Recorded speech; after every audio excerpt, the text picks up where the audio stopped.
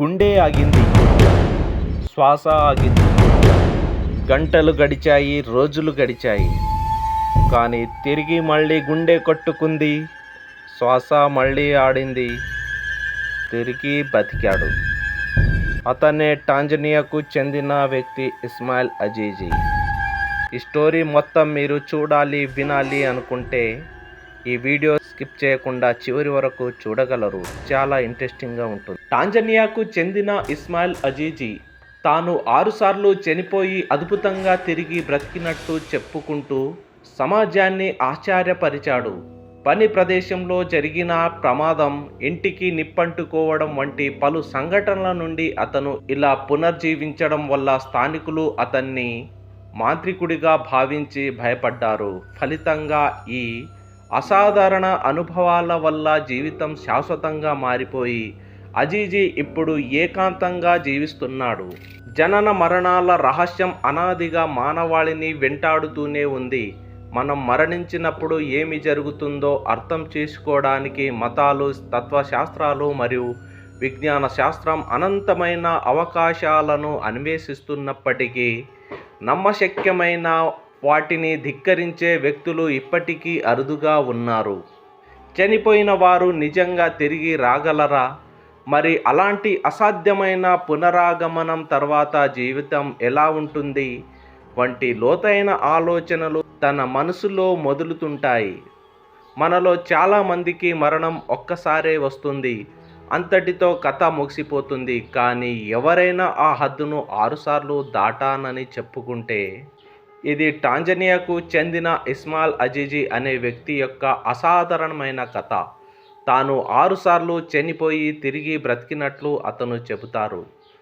ఈ కథలు గాథలు లేదా జానపద కథల్లా అనిపించినప్పటికీ అజీజీ స్వయంగా చెప్పిన మాటలు మరియు అతని సమాజం నుండి అందిన కథనాల ప్రకారం ఈ అనుభవాలు అతని జీవితాన్ని గణనీయంగా మార్చివేశాయి.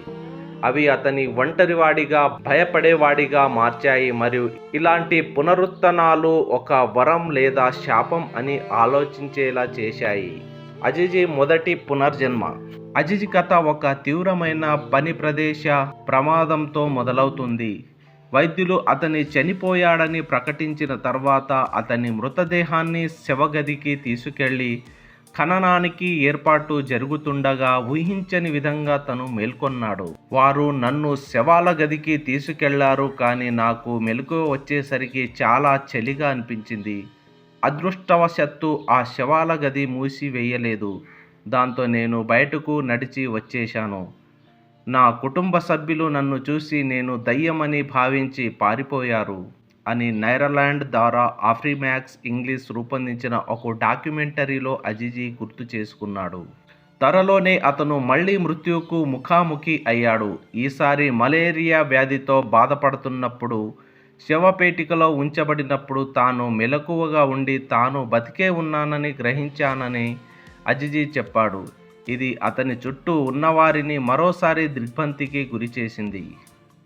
అజీజీకి 4 మరణాలు మరియు పునరుత్థానాలు. ఆ క్షణం నుంచి అజీజీ జీవితం ద్వారా దాదాపు అసాధ్యమైన కోలుకోవడాలు పరంపరంగా మారిపోయింది. ఒక తీవ్రమైన కారు ప్రమాదం తర్వాత ఇస్మాయిల్ అజీజీ బ్రెయిన్ డెడ్ అయ్యాడని ప్రకటించారు. కానీ అతను ఎలాగో తిరిగి వచ్చాడు. ఈ సంఘటన ఎవరికైనా దిగ్భ్రాంతికి గురిచేసేంత తీవ్రమైనదే అయినప్పటికీ అది అతని నమ్మశక్యం కాని కథలో ఒక అధ్యాయం మాత్రమే. ఆ తర్వాత కొద్ది కాలానికే అతన్ని ఒక విషపూరితమైన పాము కాటు వేయడంతో శవగదికి తీసుకెళ్లారు. అక్కడ అతను స్పృహ తిరిగి వచ్చే వరకు 3 రోజుల పాటు పడి ఉన్నాడు. అంతేకాదు, ఆ తర్వాత అజీజీ ఒక గోతిలో పడిపోవడంతో అతను మళ్ళీ చనిపోయాడని భావించారు. కానీ అతను మరోసారి తిరిగి వచ్చాడు. కానీ తన సమాజం నుండి వింతైన బాధాకరమైన ప్రతిస్పందనలు ఎదురైన తర్వాత అతని జీవితం శాశ్వతంగా మారిపోయింది. ఏ సాధారణ మనిషి కూడా ఎన్నిసార్లు మృత్యువును జయించలేడని నమ్మిన స్థానికులు భయపడటం అనుమానించడం మొదలుపెట్టారు. అజీజీ పునరుత్థానాలు అసహజమైనవని నమ్మి అతని ఇంటిని నాశనం చేసే ప్రయత్నంలో దానికి నిప్పు పెట్టారు అక్కడి స్థానికులు. అజీజీ మంటలో ఊపిరాడక చనిపోయాడు. కాలిపోయి ఊపిరి ఆడక ఇక శాశ్వతంగా చనిపోయాడని భావిస్తూ అతన్ని మళ్ళీ శవగదికి పంపారు.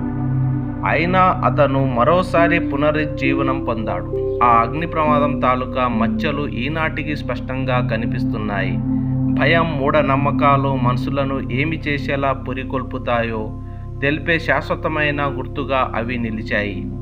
ఆ 6 మరణాల తర్వాత అజీజీ జీవితం ఒంటరితనంతో, అనుమానాలతో నిండిపోయింది. మా ప్రాంతంలో ప్రజలు నన్ను అత్యంత శక్తివంతమైన మంత్రగత్తెగా భావిస్తారు. జీవితం కొనసాగింది, కానీ నా జీవితంలో ఏదో లోపం ఉందని నాకు అనిపించింది అని అజీజీ అన్నాడు. నేను చనిపోయి తిరిగి వచ్చిన ప్రతిసారి నా శరీరం చాలా వింతగా అనిపించేది అని అజీజీ ఆఫ్రికన్ మ్యాక్స్తో చెప్పాడు. మొదటి సంఘటనను వివరిస్తూ ఆయన ఇలా అన్నారు. ఆ సంఘటన జరిగినప్పుడు కార్యక్రమం ప్రారంభం కావడానికి కొద్దిసేపటి ముందు అతను శవపేటికలోంచి బయటకు వచ్చాడు. అక్కడ ఉన్న వారందరూ వెంటనే పారిపోయారు. చనిపోయాడని మనకు తెలిసిన వ్యక్తి తిరిగి బ్రతకడం చూడటం చాలా భయంకరంగా అనిపించిందని స్థానికులు చెప్తారు. ఒకప్పుడు ఇరుగు పొరుగు వారి ఆదరణ పొందిన అజీజీ ఇప్పుడు దాదాపు పూర్తి ఒంటరితనంలో జీవిస్తున్నాడు. ఉద్యోగాలు మాయమయ్యాయి, కుటుంబ బంధాలు దెబ్బతిన్నాయి. గ్రామస్తులు అతడిని సమీపించడానికి కూడా భయపడుతున్నారు. ఇస్మాయిల్ అజీజీ కథ ఇది ఇంటర్నెట్లో చాలా వైరల్ అయింది. కానీ నిజం ఏమిటంటే ఆ కథలో చెప్పినట్టు గుండె పూర్తిగా ఆగిపోయి శవపేటికలో పెట్టాక మళ్ళీ లేచాడు అనే విషయం శాస్త్రీయంగా దాదాపు అసాధ్యం అని చెప్తారు. అసలు ఏమి జరిగి ఉండొచ్చు? చాలా చోట్ల, ముఖ్యంగా గ్రామీణ ప్రాంతాల్లో గుండె బీట్ చాలా స్లోగా ఉంటుంది. శ్వాస కనిపించదు, స్పందన ఉండదు. అప్పుడు చనిపోయాడు అని అనుకుంటారు. కానీ నిజానికి వ్యక్తి ఇంకా బతికే ఉంటాడు. కొంతసేపటికి మళ్ళీ కదులుతాడు. కొన్ని రేర్ కేసులో గుండె ఆగినట్టే కనిపిస్తుంది. సిపిఆర్ ఆపిన తర్వాత కొంతసేపటికి గుండె మళ్ళీ పనిచేయడం మొదలవుతుంది. ఇది చాలా అరుదు, కానీ మెడికల్ రికార్డ్స్లో ఉంది. ఇలాంటి సంఘటనల్ని చూసి చనిపోయి మళ్ళీ బ్రతికాడు అని చెప్పేస్తారు. ఈ కథలో అతిశయోక్తి ఏంటంటే ఇస్మాయిల్ అజీజీ కథలో 6 సార్లు చనిపోయాడు, శవపేటికలో నుండి లేచాడు. ఇలాంటి వివరాలు ఎక్కువగా వార్తలు సెన్సేషనల్గా చేయడానికి, సోషల్ మీడియాలో వైరల్ అవ్వడానికి చేర్చినవి అయ్యే అవకాశం ఎక్కువ.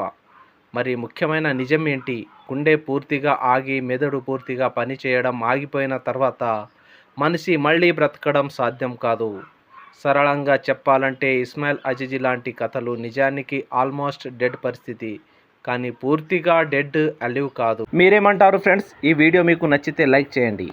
ఇలాంటి వీడియోస్ మీరు చూడాలంటే నా ఛానల్ని సబ్స్క్రైబ్ చేయండి. Thank you for watching.